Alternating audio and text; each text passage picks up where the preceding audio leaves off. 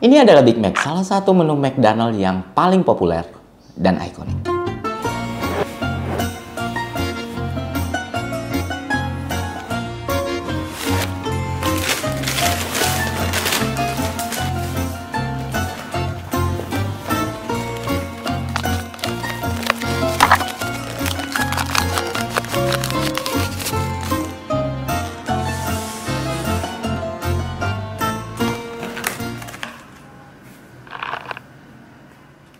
Tapi kali ini kita nggak akan membicarakan soal rotinya, soal dagingnya, soal wijennya, atau soal rasanya.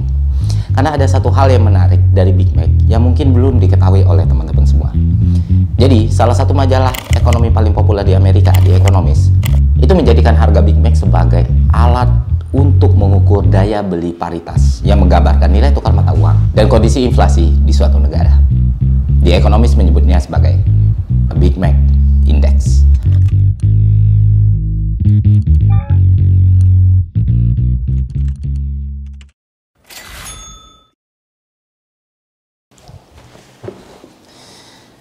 Halo warga sipil sekalian, selamat datang di DokuVlog. Wow, rasanya sudah lama saya tidak membuka video dengan kalimat seperti itu ya. Di DokuVlog kali ini kita akan membicarakan sesuatu yang berkaitan dengan makroekonomi, ekonomi internasional, ekonomi terbuka, paritas daya beli, inflasi, nilai tukar mata uang, dan lain sebagainya. Terdengar sangar ya, terdengar berat ya. Tapi percayalah teman-teman, enggak. Kalau kalian nonton videonya dari awal sampai akhir, ini akan terasa sangat menyenangkan. Oke lah, sebelum kita menyantap menu utama kita hari ini, izinkan gue melakukan sedikit sekapur sirih dulu Bapak Ibu semua. Jadi di sini gue pengen berterima kasih kepada teman-teman semua, kepada para viewer, para subscriber, orang yang pernah like, dislike, share, komen, atau segala interaksi yang pernah kalian lakukan di channel ini. Itu sangat berarti buat gue. Sekali lagi terima kasih. Mungkin menurut beberapa orang angka 400.000 itu adalah angka yang kecil ya. Apalagi mengingat banyak YouTuber Indonesia yang punya jutaan atau bahkan puluhan juta subscriber. Ya, angka 400.000 itu kayak buih di lautan, Pak. Tapi ya bagi gue sendiri, ini adalah titik yang sebelumnya nggak pernah gue pikir bakal gue raih. Ya, gue orang yang sangat pesimis. Arthur Schopenhauer pasti bangga lah. Dan ketika itu terjadi, wow aja rasanya gitu kan. Karena 400.000 di otak gue tuh banyak banget. Kalau dikumpulin tuh, nggak cukup 1 GPK, Pak. Kita butuh 5 GBK gitu.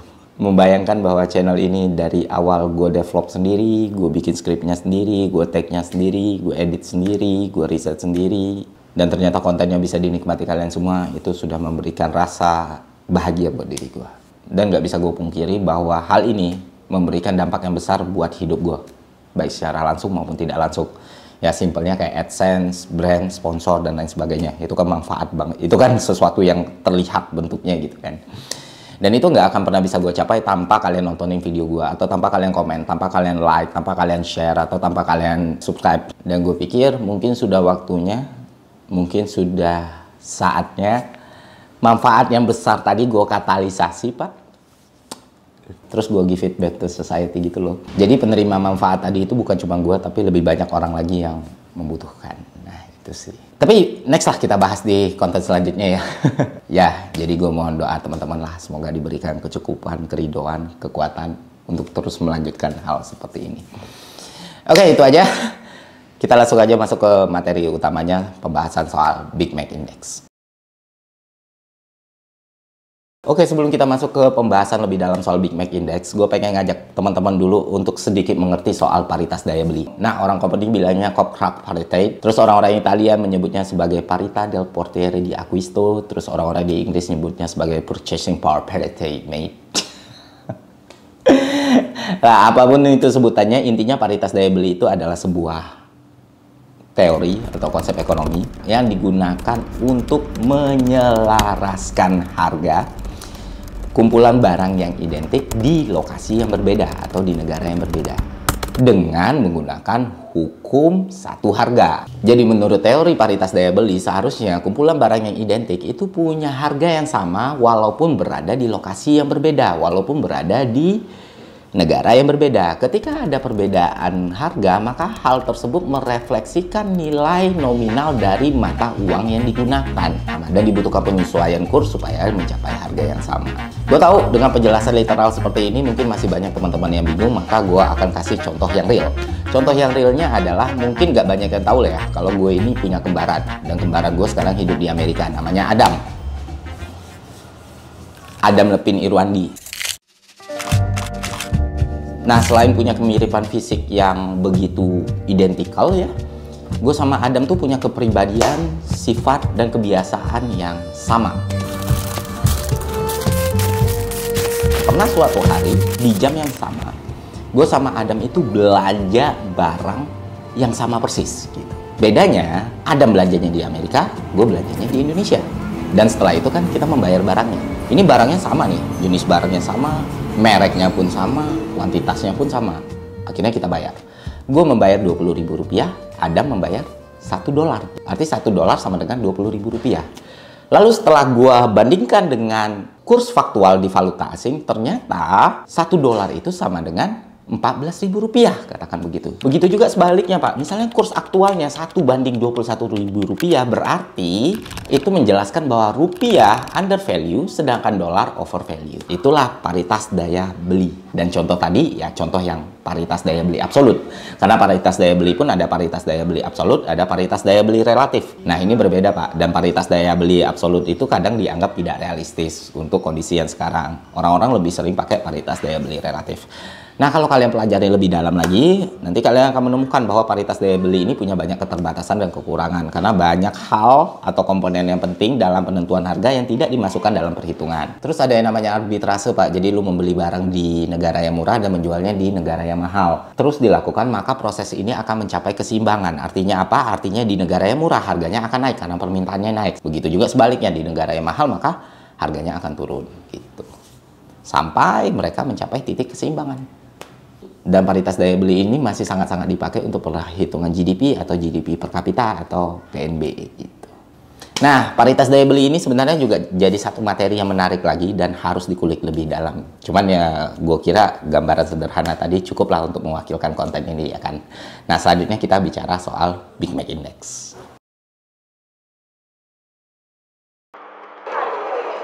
Wherever you go in the world, you can always find a Big Mac.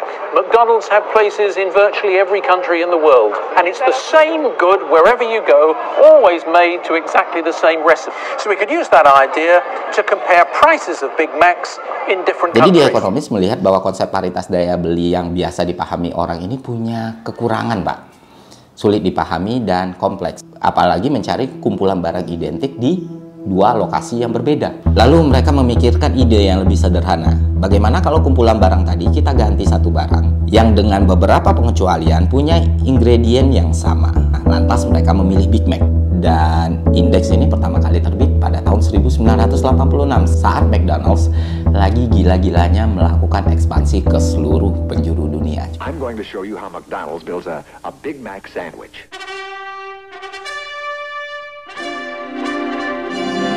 Jadi karena mereka ada di berbagai negara di dunia, di hampir seluruh negara di dunia, maka variasi menu yang muncul pun beraneka ragam. Kenapa beraneka ragam? Karena disesuaikan dengan kondisi masyarakatnya, sosial masyarakatnya, kultur masyarakatnya, dan selera masyarakatnya. Maka nggak heran di Aussie lu beli ayam, lu nggak pakai nasi. Di Indonesia lu nggak makan kalau nggak pakai nasi. Di Jepang lu bakal ketemu teriyaki yang jadi burger. Balik lagi ke Indonesia, pagi-pagi lu bisa makan nasi uduk di McD. Kapitalis sejati memang McD. Nasi uduk, pasarnya lokal, diembat juga. Nah, di antara keanekaragaman menu ini, ada satu menu yang hampir selalu ada di seluruh dunia. Menu apa itu? Tak lain tak bukan adalah Big Mac. Nah, sebenarnya selain Big Mac, ada variasi barang yang lain, Pak. Misalnya di ekonomis pernah bikin indeks berdasarkan vanilla latte-nya Starbucks. Atau tahun 2007, Bank Australia menggunakan iPod untuk perhitungan yang serupa. Tapi hal ini dikritisi oleh banyak ahli karena ngerasa disparitasnya terlalu besar. Maka Big Mac masih jadi pilihan yang paling legit. gitu. Oke, kita langsung masuk aja ke contohnya. Kita akan membandingkan antara harga Big Mac di Indonesia dan harga Big Mac di Amerika. Di Indonesia rata-rata Big Mac itu dijual dengan harga 34 sampai 35 ribu rupiah. Artinya kalau kita konversikan ke dolar, kita akan mendapatkan angka 2,37 dolar. Sedangkan di Amerika rata-rata harga Big Mac itu sekitar 5,81 dolar. Nah, langsunglah kita hitung ya kan, 2,37 bagi 5,81. Berarti kita akan mendapatkan angka 59,3%. Dengan kata lain, rupiah itu sekarang berada dalam kondisi under value ke dolar Amerika sebesar 59,3%. Artinya apa? Artinya kalau sekarang gue punya duit 35 ribu rupiah dan gue memutuskan untuk pergi ke Amerika sana, yang mana duit 35 ribu rupiah itu bisa dapat Big Mac di sini.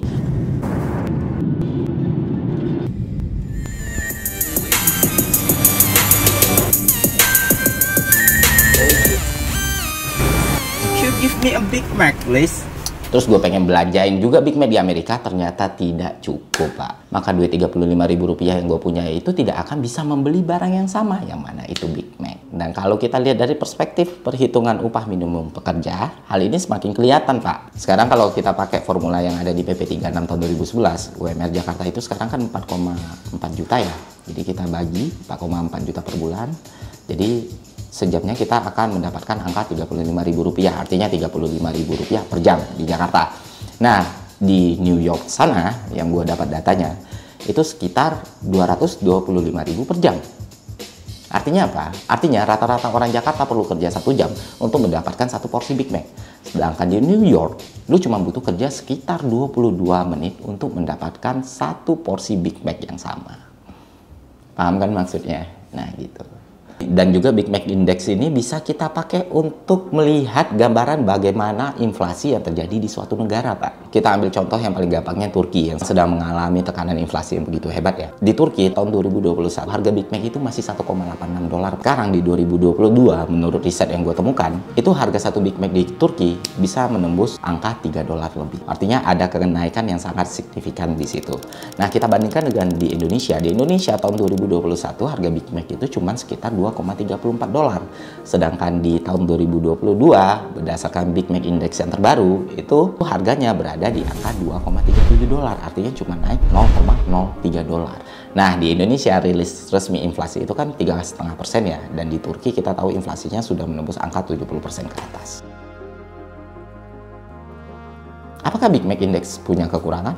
Punya, Pak, dan batasannya pun banyak banget. Misalnya batasan geografis, nggak seluruh negara punya McDonald ya kan, walaupun banyak negara yang punya. Di Afrika sana faktanya cuma 3 negara yang punya McDonald, yaitu Mesir, Afrika Selatan, sama Maroko. Terus juga komponen-komponen penting dalam penentuan harga, misalnya kayak pajak, biaya pengiriman, kompetitor, sampai biaya promosi, itu kan nggak masuk dalam Big Mac Index ini. Dan masih banyak batasannya yang lain. Tapi walaupun punya banyak kekurangan, walaupun punya banyak batasan, Big Mac Index ini masih bisa diterima sebagai alat ukur paritas daya beli oleh para ahli karena kemudahan dan kepraktisannya. Sederhananya, Big Mac Index ini cukup untuk gambaran kasar, cukup untuk proyeksi yang sangat awal, tapi nggak bisa dipakai untuk perhitungan, analisis, atau kajian yang lebih mendalam. Gitu. Karena dengan Big Mac Index ini, lu bisa mengukur nilai mata uang dan mengkomparasikannya dengan mata uang yang lain dengan cara yang sangat mudah, Pak.